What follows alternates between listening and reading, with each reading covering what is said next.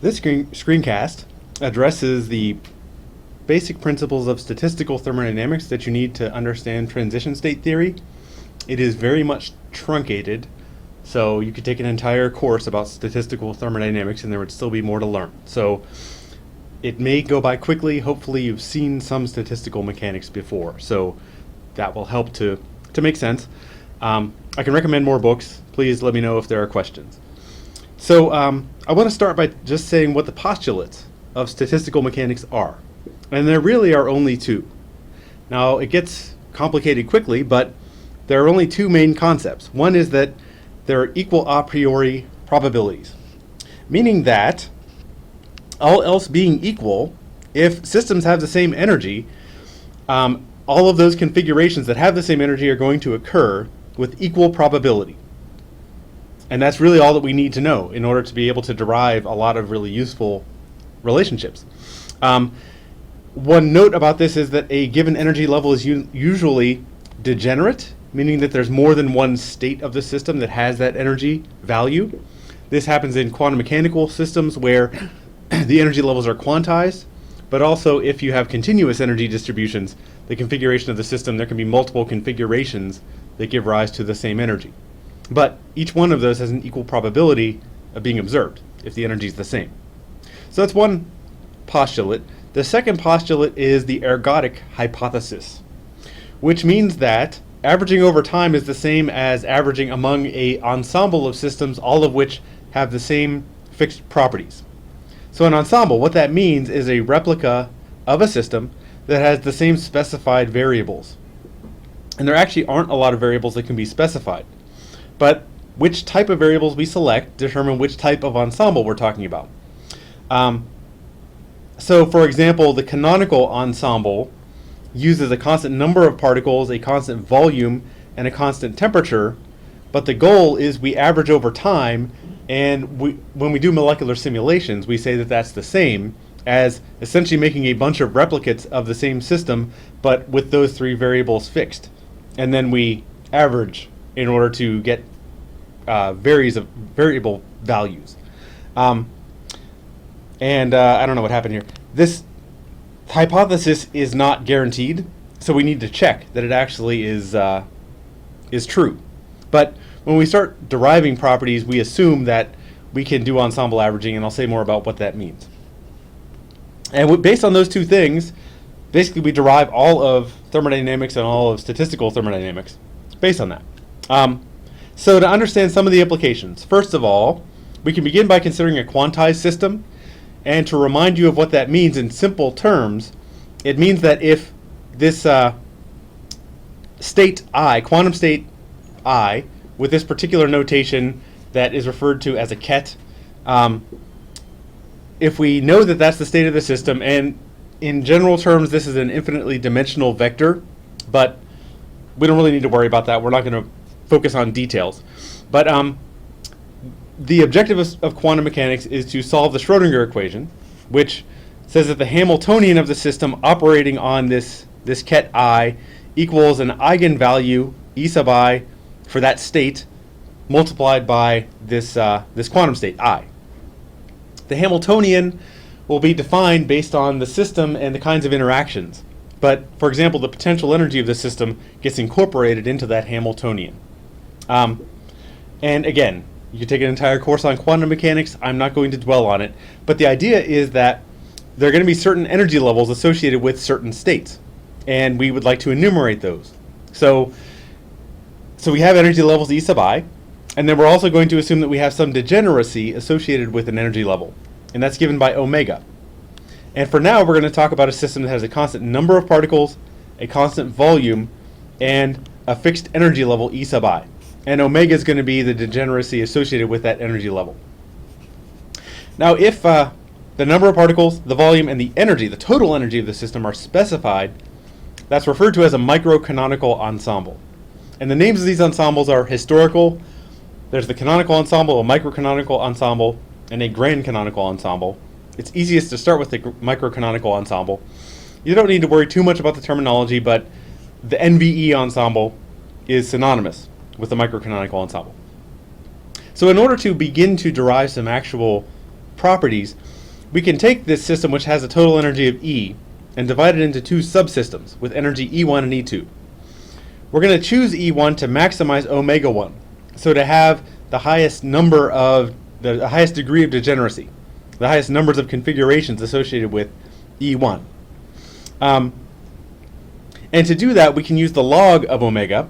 So omega, if that is the number of states for the entire system, which depends on E1 and E2, we can write that as the log of omega 1 times omega 2, and that's the sum of the logs of those two numbers of configurations for those two subsystems, which make up the entire system. And the energy is going to be given by E1 and then E minus E1, if E represents the total energy of the system. So we haven't done anything too magical yet. And then in order to maximize the number of configurations, we want to take the partial derivative with respect to E1 of the log of omega. And if that equals 0, that's going to maximize the log of omega.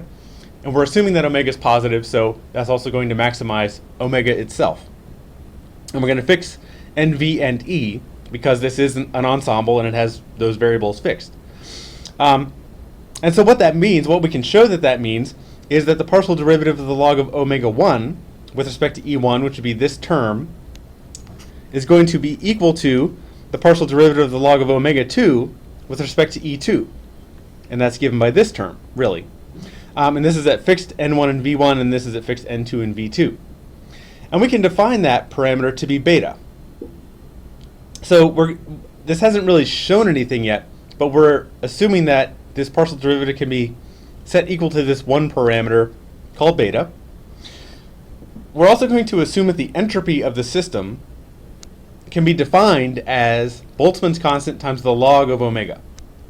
And you may have seen this relationship before. We could sort of consider it to be a postulate. We're just assuming that it's true for now, but we're going to come up with some relationships that are consistent with macroscopic thermodynamics based on that. So we start there.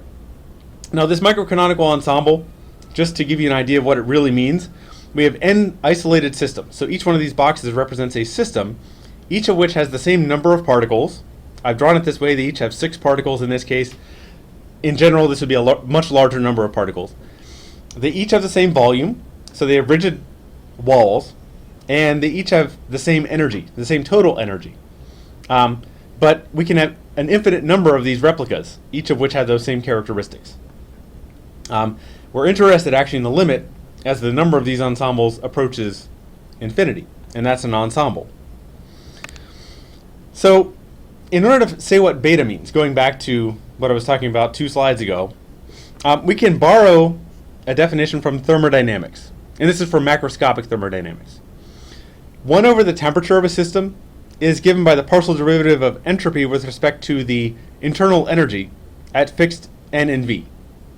And so based on what we've seen, if we assume that S is given by Kb times the log of omega, then this partial derivative is equal to Kb times the partial derivative of the log of omega with respect to the energy. And that tells us that beta, then, if this is equal to beta, based on the previous slide, beta is equal to 1 over Boltzmann's constant times temperature. So the main thing we get from the microcanonical ensemble, in sort of the way that statistical thermodynamics is derived, is that beta equals 1 over kT. Now there's more we can say about the microcanonical ensemble, but it's more helpful to just move on and start to talk about a new ensemble, and this is the canonical ensemble. The canonical ensemble has a fixed number of particles and volume, but instead of fixing energy, we fix the temperature of the system. And actually the next slide has an illustration of what that would represent. So this canonical ensemble, each one of these little boxes has the same number of particles, it has the same volume, so again we have rigid walls, but the temperature is fixed. So each one of these boxes can have a different energy level, and the way that we keep the temperature fixed is we can imagine this sort of red box surrounding all of these members of the ensemble is at a fixed temperature and has a very high heat capacity. So it transfers heat until the temperature of each of these boxes is the same. So all the configurations are different, but we want to look at the limit as the number of members of this ensemble approaches infinity. Now, going back to the previous slide, there we go. We're going to assume that we have small subsystems which are in contact with a large heat bath, so that the energy is equal to the energy of an individual system plus the energy of the bath. And the energy of the bath it's so large that that energy is given by the energy of the total system minus the energy of one member, and that's approximately constant. So with that assumption, the probability of observing a specific state is proportional to its degeneracy, which is one of the sort of postulates of statistical thermodynamics. So the probability of observing state I should be the degeneracy of the bath associated with energy E minus EI divided by the sum over all of the possible members of the ensemble of the degeneracy of the bath with energy E minus EJ. So this is sort of this denominator is normalizing so that we get an actual probability. And if we take this and we expand about EI equals 0, so we're taking a Taylor series, and sort of the center of it is going to be at EI equals 0. The log of the degeneracy of the bath for E minus EI is given by the log of the degeneracy of the bath for total energy E minus E for one particular subsystem times the partial derivative of the log of omega with respect to E, plus additional terms on the order of 1 over E when you add them all together. It can be shown. I mean, of course, you'd have EI squared times the second derivative of the log of omega with respect to E squared, and so on, but it can be shown that all of those terms together give you a term that's on the order of 1 over the total energy of the system. And then we can take this relationship and show that the degeneracy associated with E minus EI divided by the degeneracy associated with just state with the total energy of the system E is approximately equal to the exponential of the opposite of the energy of one subsystem over KT. And what that means is that if we compare this expression with our probability expression up above, notice that the probability is proportional to the degeneracy associated with the bath for energy E minus EI. And so what that gives us is the Boltzmann distribution. So this is, maybe it's too short to fully explain it, but basically the idea that we want to conclude with is that the probability of observing a state with energy E sub I is proportional to the exponential of the opposite of that energy divided by KT. And to normalize it, we sum over all possible states of the system the value of that exponential, of the opposite of energy sub J over KT. And this is a very important result, because it basically, if we can enumerate all possible energies, we can say what the probability is of observing any of them. So that's a very useful result, and we will take advantage of it. And that's the main thing we get from the canonical ensemble. Now, to be able to relate what we observe for an ensemble to macroscopic variables, we can use the definition of the average value of a property. So, the average value of any property, assuming that we have discrete states, is going to be given by the sum, and this is going back to the very beginning of this set of screencasts. It's given by the sum over all states of the value of the property in that state times the probability of observing it.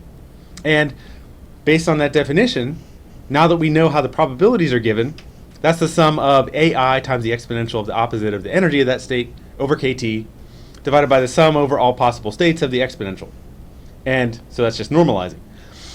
So what that allows us to do, if we know the probabilities of observing states, is to calculate the average value of any property of the system that depends on the states. So to see how that can be useful, we can imagine calculating the average energy of the system. In order to do that, we would take the sum over all possible states of the energy of one particular state times the exponential of negative EI over KT, divided by the sum over all states of the exponential of negative EI over KT. And we can show that if we define a new variable called Q, and which is defined below, this is equivalent to the opposite of the partial derivative of the log, natural log, of Q with respect to 1 over KT. So Q is the canonical partition function, and partition functions are extremely important in statistical thermodynamics. And in order for this to be true, we can show that if Q is equal to the sum over all states of the exponential of the opposite of EI over KT, or the sum over all energy levels of the degeneracy times the exponential of negative EI over KT, then if we take this partial derivative, it will be equal to this quantity.